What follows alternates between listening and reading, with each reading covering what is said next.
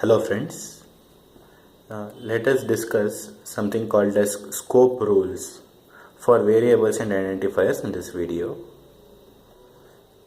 So a scope of an identifier is defined as the part of the program where the identifier is directly accessible. This is the definition of scope of an identifier. I'm going to read it again. Scope of an identifier is the part of the program where the identifier is accessible. Okay, so when you see the examples, this definition is going to be clearer. So in scope, it is broadly divided into or classified into two categories. First category is global scope and the second category is block scope. Global scope means the identifier or variable both mean the same. The identifier or the variable can be accessed anywhere in the program. That is what global scope means. Anyway, that is what global scope means. So I have also written a small example. When you look at the left side of the board, under global scope I have written an example program. As usual, I have begun the program by saying hash include stdio.h and int a is a global variable. In other words, a can be accessed anywhere in the code or anywhere in the program a can be accessed. In other words, a has global scope. This is what global scope means.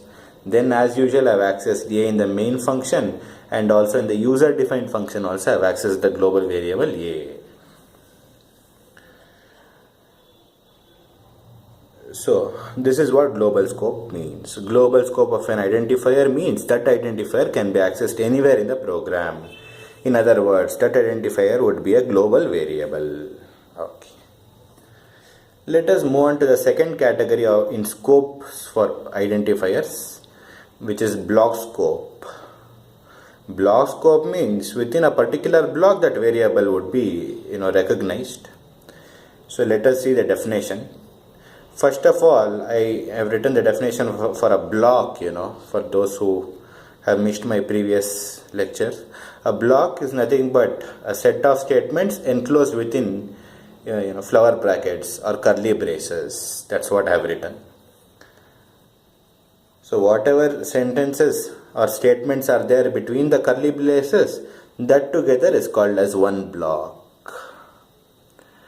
Also, second point, blocks may be nested. That is, inside one block, many other blocks may be present. That is what nesting of blocks means. Also, the third point says that a variable which is declared in one block would be accessible within that block. Not only that, in all the inner blocks also it would be accessible. But it would not be accessible in the outer block. That is what it means.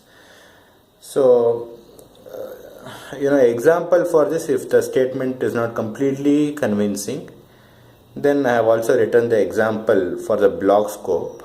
Anyway, below there is no space in the board. That's why I have written the example in the right part of the board for block scope.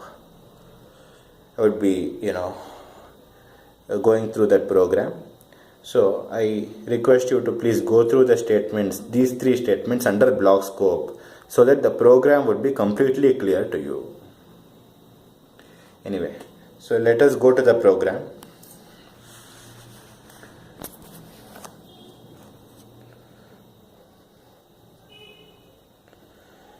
So in the program, I have shown the memory distribution also.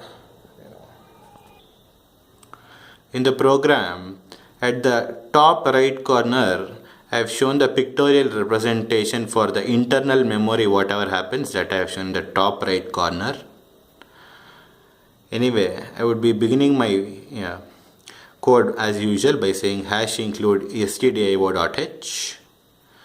And again, I would request you to remember the three rules that you studied under block scope and apply it here. As simple as that. Under int main, I've used different colors for different block opening and closing. Blue color for outermost block, black color for a little inner than that, red inside black, green is inside red color block. I've used different colors so that it would be easier for you to identify different blocks. Anyway, in the int main, in the outer block I have int x is equal to 10, y is equal to 20. So memory would get allocated as how I have shown. Outer block x and y memory would get allocated, and also 10 and 20 would be placed respectively.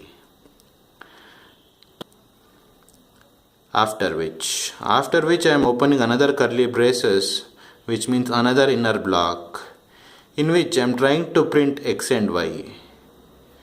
According to our rule 3 in the block scope, we have seen that variables x and y would be accessible to all the inner blocks as well. So the printf statement would take x equal to 10 and y equal to 20 and print it. Let us move on to the green block, where I have opened the green curly braces. Let us move on there. So when I open the green curly braces, another block would be created. There I have declared another variable y is equal to 40. I have said x plus plus. In that there is no ambiguity. The outer block x would be incremented. I have said y plus plus. In y plus plus there is ambiguity, because in outer block there is one y. In inner block there is one variable called y. So there is an ambiguity for the compiler as to which y to consider. I have told you, when there is a conflict between local and global, when local and global variables have the same name, local always wins. In other words, in this case, y is equal to 40, which is considered to be local, that is given precedence. So y plus plus would change the current block's y to 41. After that, printing x and y is fine. I would print x's value as 11 and y's value, of course, local wins, so 41 I would print. So this is the end of the innermost block. Let us get into the red block.